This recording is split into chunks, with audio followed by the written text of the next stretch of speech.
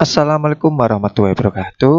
Oke, teman-teman, pada video kali ini kita akan membahas FR soal SKB Guru SD CPNS tahun 2020 untuk part 13. Nah, sekarang kita ke soal FR-nya. Untuk soal yang pertama, guru matematika melakukan KBM secara terencana. Guru menjelaskan materi tiap pertemuan, memberikan tugas, mengadakan ulangan harian, ujian tengah semester, serta ujian akhir semester. Semua dilaksanakan secara terus-menerus dan bertahap. Dan dari setiap tahap tersebut, guru mengumpulkan informasi yang akan diolah untuk menghasilkan nilai. Dari permasalahan tersebut, guru menerapkan prinsip penilaian titik-titik. A. Valid, B. Terbuka, C. Adil, D. Akuntabel, atau E. Berkesinambungan. Ya, jawabannya di sini adalah yang E. Prinsip dari penilaian berkesinambungan, yaitu prinsip berkesinambungan adalah pelaksanaan penilaian hasil belajar dilakukan secara terencana, bertahap, dan terus-menerus untuk memperoleh gambaran tentang perkembangan belajar peserta didik. Nah, dari penerapan di atas dapat digarisbawahi bahwa guru mengadakan ulangan harian dan lain-lain, dan semua dilaksanakan secara terus-menerus dan bertahap, dan dari setiap tahap tersebut dijadikan untuk mengolah informasi yang dapat menghasilkan sebuah nilai. Jadi jawabannya di sini untuk soal nomor 1 adalah yang E. Selanjutnya soal nomor 2. Dalam dunia pendidikan, penyusunan kalender pendidikan tentu harus memenuhi komponen-komponen penyusunnya.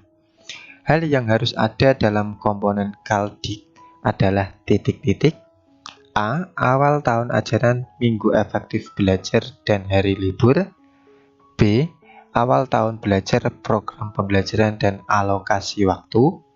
C. Awal tahun ajaran, pembelajaran efektif, dan hari libur. D. Awal tahun ajaran, program pembelajaran, dan sumber belajar.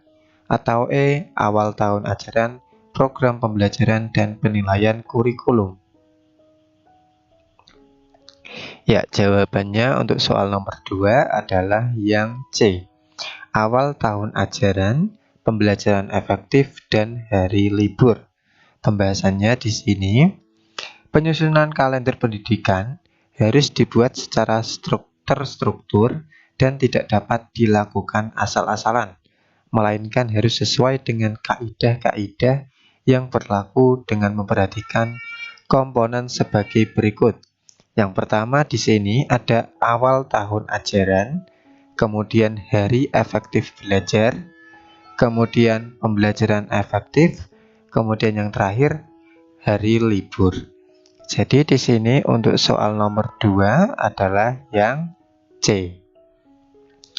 Selanjutnya soal nomor 3. Perhatikan ilustrasi berikut. Nah, coba teman-teman perhatikan. Urutan langkah-langkah perhitungan alokasi waktu adalah sebagai berikut. A. 1, 3, 4, 6, 5, 2. B. 1, 4, 2, 3, 5, 6. C. 1, 2, 3, 4, 5, 6. D. 1, 3, 2, 5, 6, 4. Atau E. 1, 5, 3, 6, 4, 2. Nah, silakan teman-teman perhatikan. Nah, jawabannya di sini adalah yang B. 1, 4, 2, 3, 5, dan 6. Rumus sederhananya dalam menentukan alokasi waktu yang pertama adalah menghitung jumlah minggu dalam satu semester, atau di sini MS, minggu dalam semester. Kemudian yang kedua di sini adalah minggu tidak efektif, yaitu menghitung jumlah minggu tidak efektif dalam semester atau dalam satu semester. Kemudian yang ketiga, menghitung minggu efektif dalam satu semester. Kemudian yang keempat, di sini ada jam pelajaran mata pelajaran. Nah, jadi di sini menghitung alokasi waktu mata pelajaran atau jam per minggu ya. Kemudian yang keempat di sini adalah jam efektif, yaitu menentukan banyak jam efektif. Kemudian yang terakhir distribusi waktu per KD. Jadi mendistribusikan alokasi waktu per KD atau kompetensi dasar. Jadi untuk soal nomor 3 di sini jawabannya adalah yang B. Selanjutnya soal nomor 4. Faktor-faktor yang mendorong terjadinya hubungan internasional antara lain adanya saling ketergantungan antara negara di berbagai bidang. Sarana yang digunakan dalam hubungan internasional yaitu A. Deklarasi diplomatik dan propaganda. B. Diplomasi propaganda dan kekuatan militer. C. Diplomasi ekonomi dan budaya. D. Propaganda budaya dan kekuatan militer. Atau E. Ekonomi budaya dan kekuatan militer. Ya, jawabannya di sini adalah yang B. Diplomasi, propaganda, dan kekuatan militer. Kita lihat pembahasannya.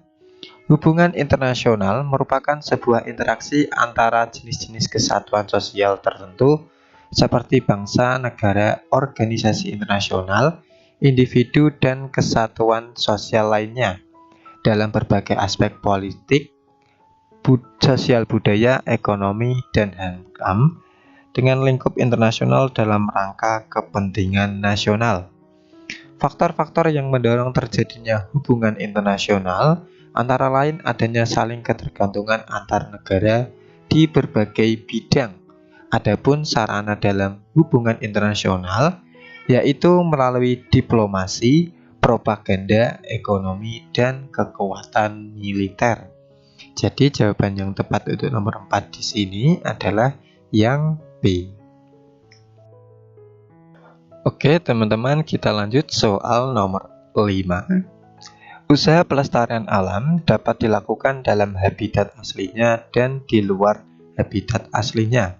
Di bawah ini adalah usaha pelestarian di luar habitatnya, yaitu A. Suaka Marga Satwa, B. Cagar Alam, C. Taman Nasional Komodo, D. Kebun Plasma Nutfa, atau E. Taman Nasional Ujung Kulon.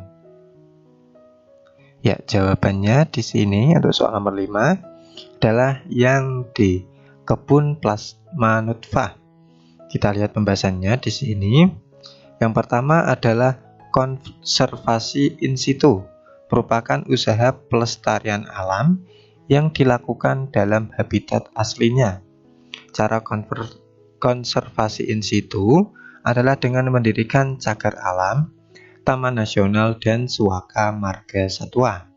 Kemudian yang kedua, konservasi ex situ merupakan usaha pelestarian alam yang dilakukan di luar habitat aslinya.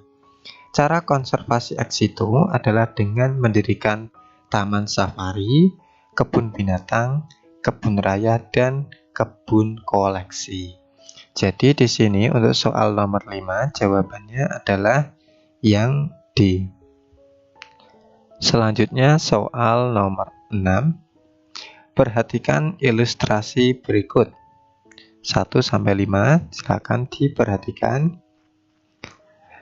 Nah, dari hasil peristiwa di atas yang menunjukkan perpindahan panas secara konveksi ditunjukkan oleh nomor A 1, 2, dan 5, B 1, 2, dan 4, C 3 dan 4, D 2, 3, dan 4, atau E 1 dan 2.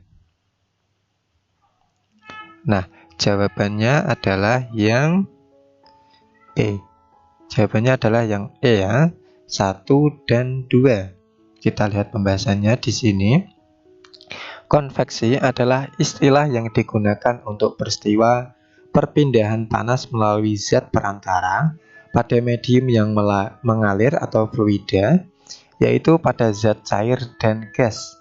Oleh karenanya, konveksi sering dinamakan sebagai peristiwa aliran panas. Nah, untuk